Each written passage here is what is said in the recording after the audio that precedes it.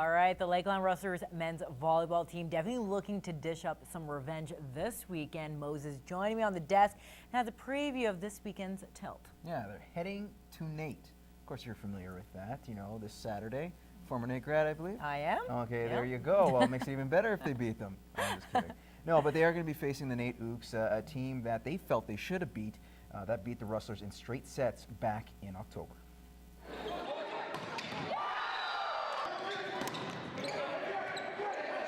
Our highs were high and our lows again were really low. So just that consistency needs to be better. I think that was the big difference. Nate was a little bit more consistent than we were. Things have changed in a month. At 3-4, the Rustlers are in the middle of the pack in the ACAC, looking to get back to 500 when they visit the Nate Ooks in a rematch of opening night. We've come a long way since then, and we've been working every day to get better. So it should be a good challenge for us this weekend. We definitely had a lull against them, which lasted about like 10 points in one of the sets, so hopefully that doesn't happen again. And avoiding those big runs has been a focal point for the Rustlers. All week it's been preparing for Nate and making sure that we're good on our side and we're ready to compete. And that starts with eliminating the errors on their own end. The Rustlers controlled most of the play on paper, but couldn't put Nate away when it mattered. But the players are getting comfortable with each other as the season goes along. We know how we can play, so we're going to try and get our mindset into the groove, and hopefully from there we can play like we can and win. They've been around each other a lot now, almost 50 training sessions in from when we saw Nate the first time. So obviously it's going to be a different game. Nate's obviously going to be better. We're going to be better, so looking forward to a really good match. Definitely a great tilt, one to see if you're in the Edmonton region. Now moving on to the Hughes Bobcats. They saw their 6-game winning streak come to a halt this past weekend, but as Matt Schumont tells us, they'll put that loss behind them as they get ready for a once-in-a-lifetime experience. Seeing their 6-game winning streak come to an end on Sunday, you could put part of the blame on the weather, having to come back to Lloyd after traveling halfway to Calgary after their game was canceled on Saturday. I thought we had a decent first period, and then we kind of were a little bit undisciplined, and we're doing some things that aren't characteristic of our hockey team, and we paid the price for it, and they got some goals on the power play, and they kind of took it to us at times, and we just didn't seem to get things going. We battled hard, we just didn't get some of the bounces, and on the power play they scored 5 goals, and we should have been there to block them.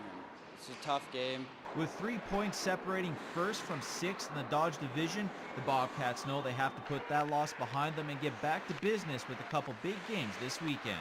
We just got to practice hard this week and really compete against each other and make ourselves as good as we can be for this game.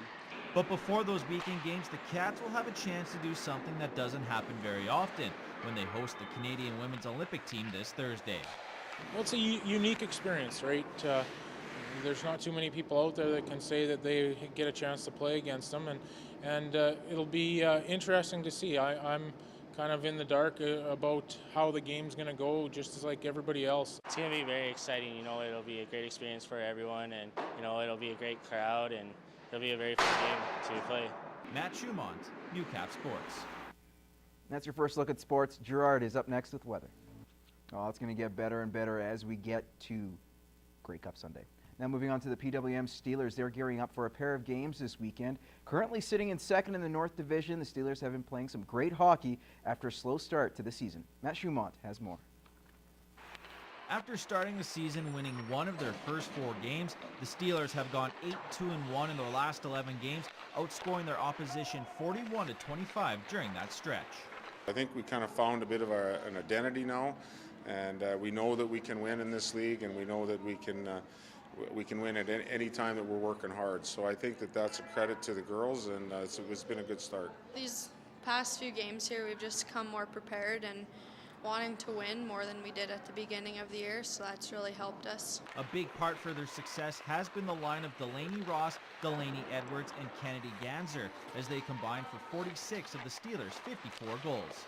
It's nice to have girls to play with that, you know where they're going to be and they know where you're going to be, and we can just seem to always find where each other are going to be. I think we know each other are, so when they get open, I know where they are. When I get open, they know where I am.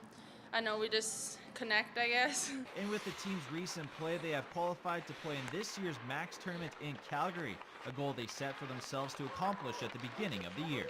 I hope we go out playing our best. Everyone wants to be there just as much as everyone else, and I hope we come out on top and make it to the gold medal game.